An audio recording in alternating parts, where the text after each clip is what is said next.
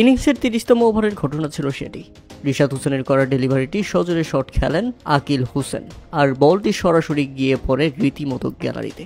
কিন্তু সেখানে থেকে এক পুলিশ কর্মকর্তা দারুণভাবে দৌড়ে এসে সেটাকে দৃষ্টিনন্দন একটি ক্যাচে পরিণত করেন, এবং ক্যাচে পরিণত করে তার যে সেলিব্রেশন বা উদযাপন ছিল সেটা ছিল দেখার মতো।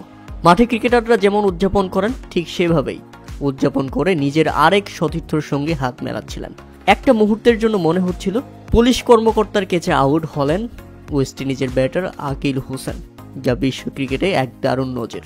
যদিও এটা ছিল ছক্কা, তবে ক্যাচ ধরতে পেরে এই পুলিশ কর্মকর্তা যে খুশি ছিল তাতে উইকেটটা তার প্রাপ্য ছিল। অবাক হয়ে দেখছিলেন আকিল হোসেন নিজেও।